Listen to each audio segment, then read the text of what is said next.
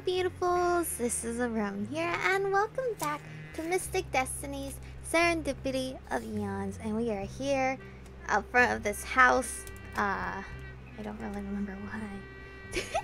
I'm sorry if you hear a fan. It's really hot in this room, so I had to turn on the fan. So, sorry if it's annoying. Sorry. The feelings in my heart were so heavy that it had felt like I had to drag myself back. I'm so distracted that I forgot that Aurelia had put in some new magical verification system and nearly tripped the alarm. Luckily, I remember it quickly enough that I'm able to wave my hand in front of the crystal lock in time. I don't even want to think about what might happen if the alarm got tripped. When I get in there, no one's there yet. Again. I sigh, feeling especially lonely. I guess they're both busy with whatever. I go to the kitchen, still feeling weird about rummaging through someone else's cabinets. But a girl's got to eat, so while I try to reach a box of cookies from the top shelf, something catches my eye. I don't remember what happened last episode. I turn and see books on the dining room table, stacked high. Forgetting food for now, I go over to investigate. After scanning through a few of them, I realize that many of these new ones talk about how to get control and power fast. Sounds a little suspicious, but I guess I'll have to take what I can get. I wonder if Takumi brought these in. I grab some food and settle in to study while I eat. Suddenly I feel more awake and very thankful for the distraction for that depressing okay, now I remember. Hospital visit. After reading for a while and checking the different books, it seems that all of them talk about something called death magic. A type of magic powered by souls. Sounds terrifying, but alright. As I read on though, something else becomes clear. The user generally utilizes their own soul to power it. It's not uncommon for a user to underestimate how much of a soul they have used. Some users have even died due to power overuse. Well, this shit is crazy. Or scary, sorry. I am supposed to be immortal now, though. So, do I really have to worry about death then? Logically, I shouldn't, right? Besides, I could just use this to help you control these powers and find Shizuka. Then she can take her damn powers back. Still, I should ask Taku and Aurelia about the subject some other time. I continue to read into the night. The next day, I'm startled out of sleep by a knock on my door. I jump out of sleep right into confusion. Huh? Come in. I'm still feeling bleary. I sit up in bed as I rub my eyes. The door opens and Takumi walks in holding a purple shopping bag.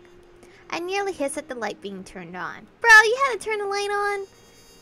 Good evening, my lady vampire. I hath brought thee a gift. I eye the bag in suspicion as Takumi places it on the bed next to me. Go ahead, see what's in it. I stare at him, but he just keeps on smiling. So I sigh and I do as I'm told. I look inside the bag and pull out a piece of soft black folded clothing.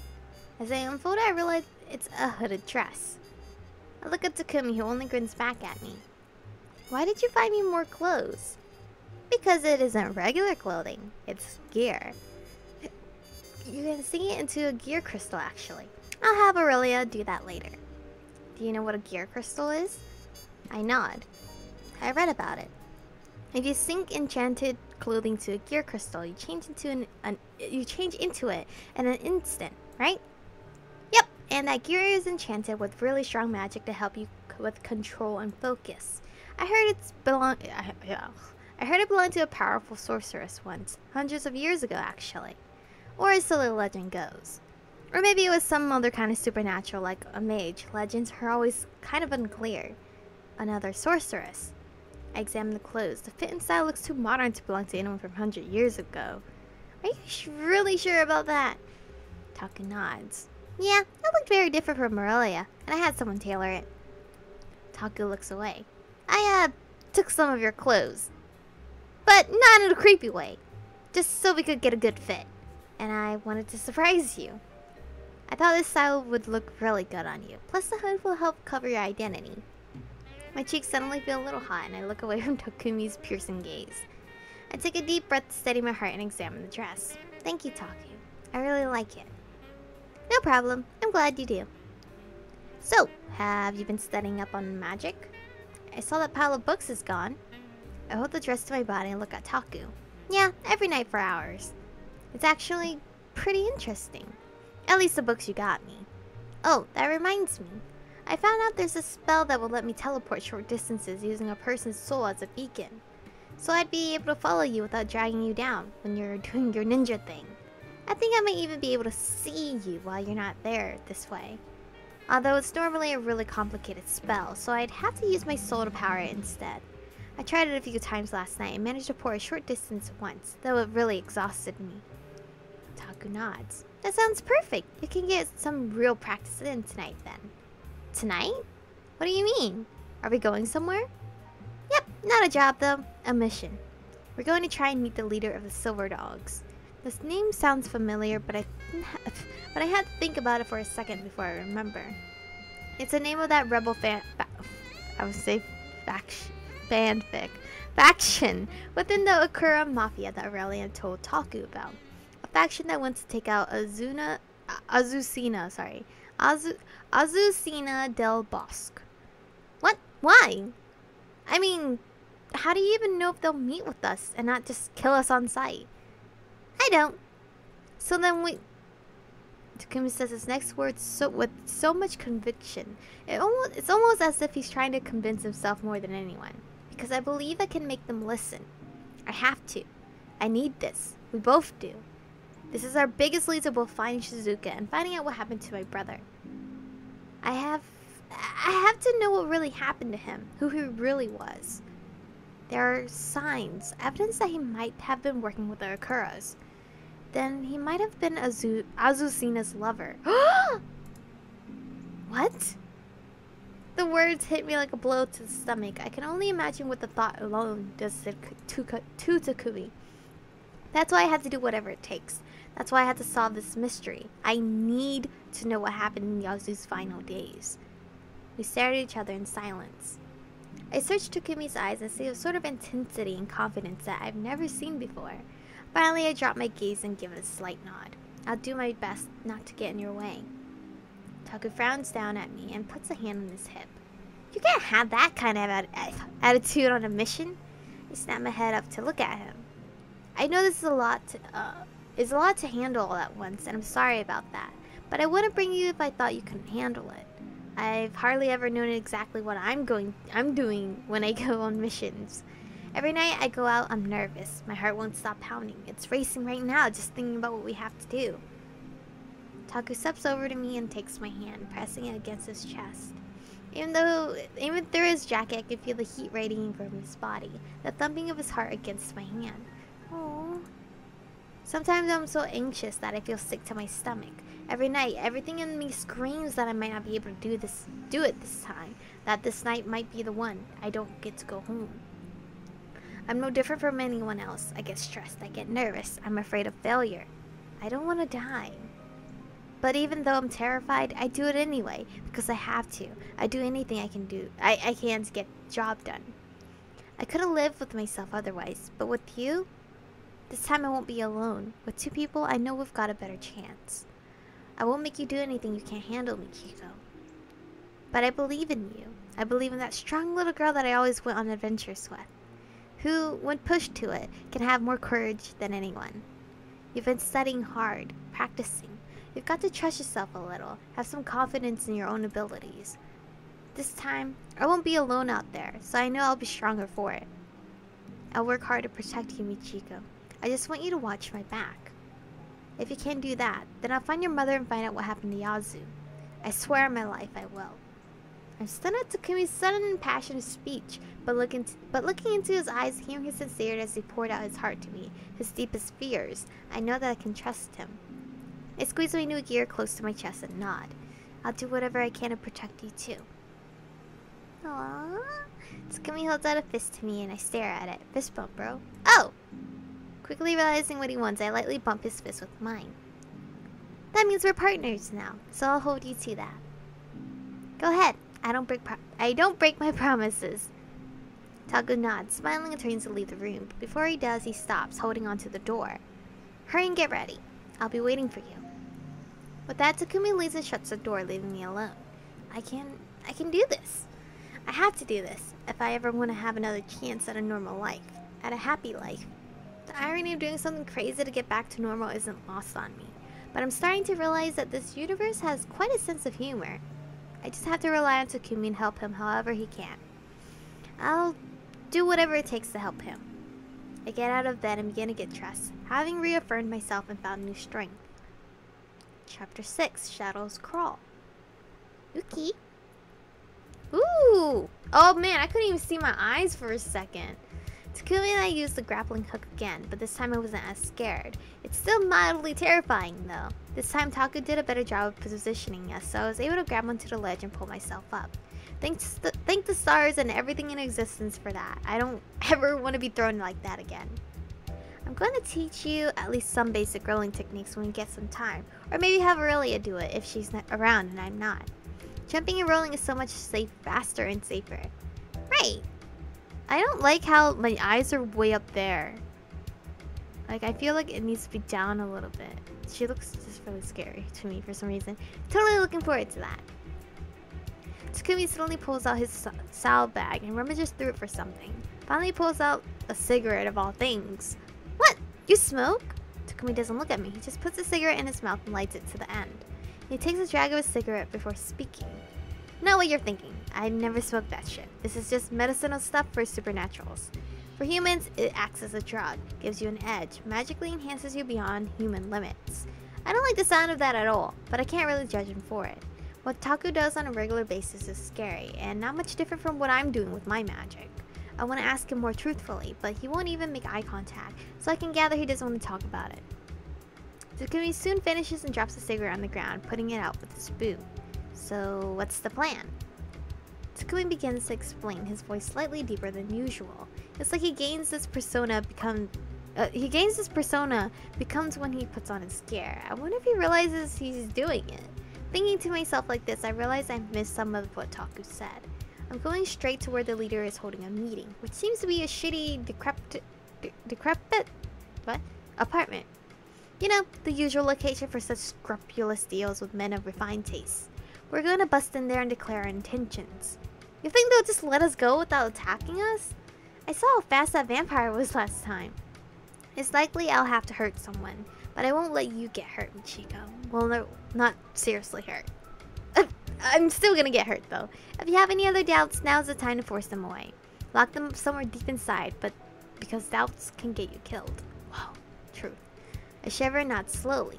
Okay? It's not far, so I'll run there and you can try that spell thingy you mentioned. Is there anything I have to do for it? I nod again and hold out my hands. Give me your hands. Taku nods and places his hands in mine. I close my eyes and begin to focus on summoning my magic. Wearing this gear, I find it incredibly easy to grab hold of my power. It feels like it freely bends to my slightest whim. It's so different from before that it almost surprises me enough to make me let go. But at the last minute, I steady myself and focus my power onto Takumi. Onto the bright, brilliant light I can see, even with my eyes closed, the light that is his soul. I draw power from within myself for my own, albeit tinted in green, light and push a small part of myself forward. His soul reaches out to mine so eagerly that I have to again stop myself from opening my eyes in surprise. We form a link, like a thin silvery string between us. I open my eyes and step away. There, you can go now. I'll be able to see you and should be able to hear you if you call out to me. With my voice? I shake my head. With your mind, your soul. I may not be able to hear the exact words, but I think I should be able to feel the pull. Taku stares at me strangely for a moment, examining me. Then he nods. Alright, I'm off then. Taku makes a little salute and runs off. That's kind of cute. It's like, you know, in those movies and anime where the girl calls out for the guy in her head and they come. He has to do that, except it'll be me. It's roles reversed. Ha! I watch as he dashes with an incredible speed, and makes a running jump, using his hands to propel his legs forward and his whole body downward to a lower rooftop. I run after him toward the ledge and spot him leaping over something in his way and spinning off to the next. I watch him in shock until he disappears out of my sight. Wow, Taku, you're so amazing. I close my eyes to use my far sight. As soon as I close my eyes, I can see him, albeit very blurry and vague, running without slowing down, making terrifying jumps. But I can see something else. 2 bright lights, so many of them everywhere. I can only assume they're souls of other people, seen through the walls, the walls building as if the walls were transparent. But there's something else too. Vague, shadowy things standing on some of the rooftops that I almost don't notice at first. But the moment I try to look closer, they seem to disappear. Huh? I rub my eyes, half wondering if they'll reappear, but I don't see them again. They're probably the other people doing the same power. What are those? What were those? Maybe I'm seeing things? Or maybe I did something wrong. I don't know. I don't have much time to worry about it because I feel a tug within my chest, and I quickly turn my focus on Takumi. The image is so blurry that it's barely there, but I can see that he stopped and is looking around. I swallow. He's waiting for me. Okay, I can do this. Just focus on moving toward him. Moving all of me and my soul toward him. I feel my body burning up again. My whole body tingles like it's fallen asleep. It feels like I can feel every cell in my body, yet my consciousness feels like it's moving far away from my body. I feel like part of me is standing on the rooftop. I recognize the feeling from the day I accidentally teleported, and it gives me enough of a hint that I'm doing it right. Another part of me is starting to get the feeling of being somewhere else entirely, with my back against the wall. I allow the sensation to take me, briefly hoping that I don't end up falling out of the sky this time. The sensation is dizzying, and I open my eyes reflexively to steady myself before I can fall over. Only to realize that Takumi's broad shoulders are right in front of my field of vision. He's holding on to me, keeping me from suddenly crumpling to the ground. You seem kind of unsteady, but you did it. That's so cool. I can practically see the stars in his eyes. When the dizziness passes, I notice that I don't feel half as tired as before. Maybe I'm learning to use my powers more efficiently, or maybe it's the gear helping me. I hope so either way, because maybe that means I'll use less of my soul's power. Taku lets go of me and I take the chance to look around as he begins to talk. Their place should be at the end of this hall. I feel bad for any other residents who might disturb, but there's a chance this place is nothing but shady people anyway. I doubt they'd hold meetings anywhere they might be caught by anyone else. Oh yeah, I guess we can't be quiet. I hope there are no families here. We'll make this as quick as possible. Keep your hood up over your eyes. I'm going through the window, so be careful. Why can't I cover my lips as well? Everyone's lips are different. What? Taku grins over herself so quickly that it takes me a moment to realize that I need to run after him. I start to, even though I know I have no hope of catching up to him. Oh god. I almost tripped from the shock as I watched Takumi literally kick a foot through a darkened window. He throws what I assume is a flash grenade, judging by the immediate flash that follows. The screaming and yelling at Takumi dives right into the fray, and my stomach drops in anxiety. No, Ichigo, gotta back him up! Oh, hello? I swallow as I stop in front of the window and see the smoke pouring out. I made a promise. I get ready to climb through the broken glass after Taku, but the sound of the door creaking open makes me look back. I see the door to the apartment now ajar. Did Taku actually open this for me? How? Not wasting any time, I open the door and rush in. Well, that's cute. Thanks, Taku. As soon as I run inside, I start to cough at the smoke. I put my hand over... See, I need a mask! I put my hand up to my mouth and try to process everything that's happening through the sensory overload. At first, I can't see Taku at all, but as the smoke clears, I begin to understand the scene. There's a vampire with a knife in his shoulder, and another one with a shuriken in his chest. Both are angrily watching Takumi having a standoff with another one as he holds out a dagger. Wait! Wait! Everyone turns to look at me except Taku, who takes a chance to dart toward the vampire he's facing off with. With lightning speed, Taku punches him in the stomach. Then he moves behind him and grabbing his shoulder, he forces the vampire to the ground. Taku bends down and throws an arm around his neck, forcing the vampire's head back toward his own chest. Taku puts a dagger to his throat. I look on at the scene, thoroughly impressed and bewildered all at once. Taku looks up at me with a wink, though his voice sounds rougher than before. Thanks, partner. For what? Taku looks at the other two vampires. Do you want your leader to die? In an even deeper, gruffer voice that's almost unrecognizable, he barely speaks above a whisper. Believe me, I know how to kill a vampire. Has he really killed someone before? I mean, he's an undercover detective. I assume he has before. The two vampires only glare back at him while the one on the ground starts speaking to Takumi. What do you want? Who are you? Taku laughs. It's kind of scary, almost evil sound to my ears. Oh, like I would ever tell you. Honestly though, I just want to talk. Sunio, is it? Sunio snarls. What do you want to talk to me for? All traces of mirth disappear from Taku's eyes. You three are leading the Silver Dogs to kill Del Bosque, right? All three vampires look shocked and Taku continues talking. I want to help. Maybe.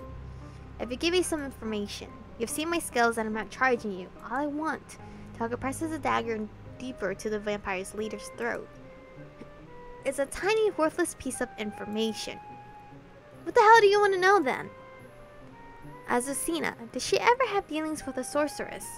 Did she ever have anything to do with Detective Yasuhiro Arai? The vampires look at each other before the leader, still on the floor, begins to speak. If that's all you want to know, fine. But let me go first and I'll tell you. I have absolutely no reason to do that. I can always get the information from someone else. He's bluffing, I think. It's been 3 years he hasn't found anything. Still, if this guy doesn't talk, will Taku? There is an impressive silence in the room as Taku presses a blade even closer to Sunio's throat and he begins to cough. Should I say something? No! We're gonna trust in him. Trust him. I need to trust that he knows what he's doing. Takumi's eyes start to mine for just a moment, though I can't tell why. I get the feeling he's wondering what I'm thinking. I'm worried, but I trust you, Taku. Fine, fine. Fuck you, man. Sunio spits out some blood, but Taku barely lets up. Yeah, I feel that bitch had some deal with some alleged sorceress. When word got out about it, everyone freaked out. Something to do with chaos or death magic or some shit. It set everyone running, but I was smart enough to not look into it. I knew nothing good would come out of sniffing out the boss bitch's business. And Arai? I know she was always talking about some Arai guy, but it was a small fry back then. You're lucky I heard this much. That's all I know, man. So are you going to help us or what? Taku remains silent for a moment before getting up and letting Sunio finally fall to the ground. He grins down at the coughing man on his knees. Maybe. If you make any real plans in this shitty little hovel, then let me know. Taku throws a piece of paper to the ground and begins to walk towards me. The other vampires glare at him. It seems like they're about to make a move, but one looked from Taku and they looked away instead. I see the cold look in Taku's eyes and move out of the way, but he stops and looks down at me. Let's go. With that, I gladly walk out of the place, leaving the Silver Dogs behind. Takumi and I trudge into Aurelia's home, both exhausted. Okay, she looks okay now. She looks really alert. For once, we find Aurelia already home, sipping some sort of drink from a wine glass as she sits on the sofa with a book. She glances up at us as we walk in, her eyes silently following us. Takumi throws himself down onto the sofa next to Aurelia and lets out the most exasperated noise I've ever heard. He's probably still managing not to inside his person. I say to it then, my own. She looks back at her book and I should begin to speak. Rough night? Yeah, I guess. How many? 3 vampires. Any injuries? Just some minor ones. Michiko is good. What? He didn't mention anything about injuries. Want me to take care of them? Nah, later. Taku yawns. Don't think I have any energy left to use for healing. Get anything good at least? Taku grins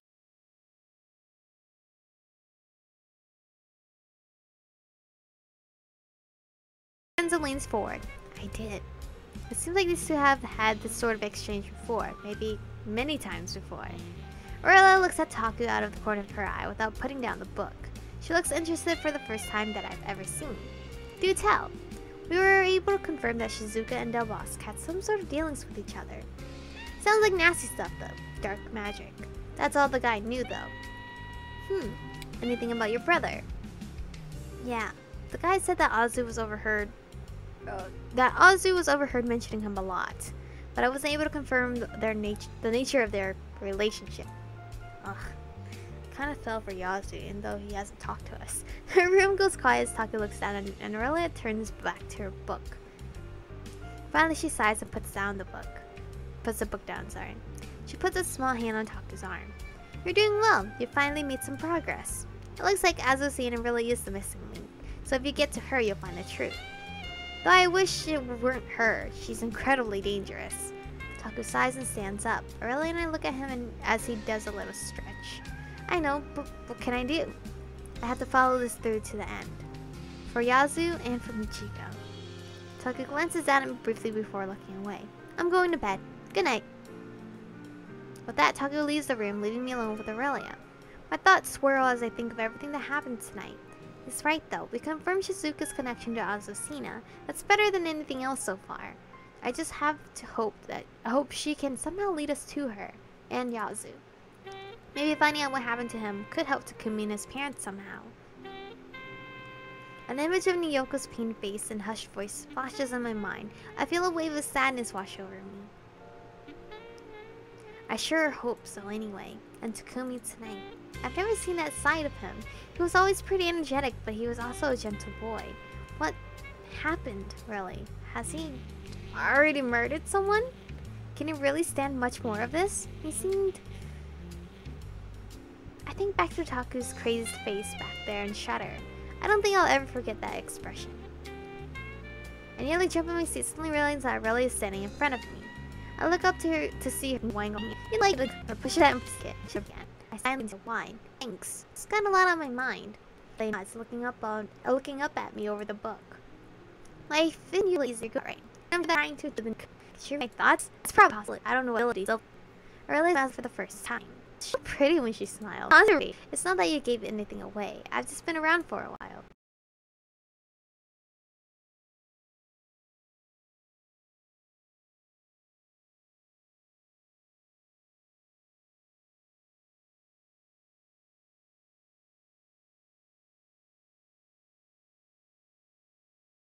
It's obvious you're pretty bummed even after your new lead. One of the things that could be about is Takumi. It's obvious that he's not the same as he was 3 years ago. He doesn't even have the same look in his eyes. His innocence is fading fast. He's been through too much. I wish I could have prevented that, but a normal life is something Takumi threw away a long time ago. This is the path he's chosen to walk. I know that this is how he needs to live in order to feel completely fulfilled. I just hope he doesn't lose himself in the harsh reality of this world. Aurelia looks up at me. But he's never stopped talking about you or thinking about you. I think you're the bright life in his light that can keep the darkness from overcoming him. I listen to Aurelia somberly and find myself tearing up. Why am I crying? I take a sip of my drink to hide it and subtly wipe my tears. I don't know why though. Why he would feel that way about me. When I think about it now, all I've been thinking about is myself since I came back. I've never ever been good to him. Not half as good as he's been to me. You can change that now, can't you? Your future is always left up to you. With that, Aurelia closes her book and sighs. I'm sure Taku will have a new plan tomorrow, so you should rest up soon. With that, she stands up and gives me a little nap before going to her bedroom. I'm left alone in the spacious living room, alone with a lot of complex feelings and thoughts, one that I can't even begin to try to unravel. Or maybe I just don't want to. I sigh and move myself over to the couch. I'm way too tired to study tonight. I lay down and close my eyes, manage half a thought before I'm already out like a light. Sorry for the lag, I don't understand. I'm dragged out of sweet slumber by someone shaking my shoulder. Huh? I blink and rub my eyes, pushing away any remainder of sleep. Oh, he looks so happy here. I look up and see Takumi's smiling, violet eyes staring into my own. Immediately I jump and sit up. What? Where? Confused as hell, I look around before remembering that this is Aurelia's house and I'm on her couch. Is this the first time we're seeing the daylight in the background, or I'm just crazy? Oh, right. Yeah. Wow, you're sleeping like the dead. You never used to be this hard to wake up. Ugh, sorry. I guess I was just really tired from yesterday. Magic can take a lot out of you, I read. Apparently, you've even slept in your gear. Anyway, get up. We're going to meet my dad for dinner. Ooh, your dad?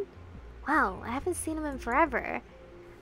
Is there any particular reason why we're going to meet him, or is it just to catch up? You're starting to catch on. Yeah, no. When I'm focused like this, I don't like to waste time playing around. We're going to meet him because I want to try and check Yasu's case files again. My dad's the only one who could possibly help me. Now that he's been promoted, he might have the power to access them. You tried before and couldn't get through? Taku nods, looking almost annoyed. Assholes had it locked down. Said we didn't have the authorization. As Taku says this, he actually makes finger quotes. Probably bullshitting us anyway. He's a chief inspector now, though. Wow. Well, I hope that comes with a big pay raise, too. I stretch and stand up.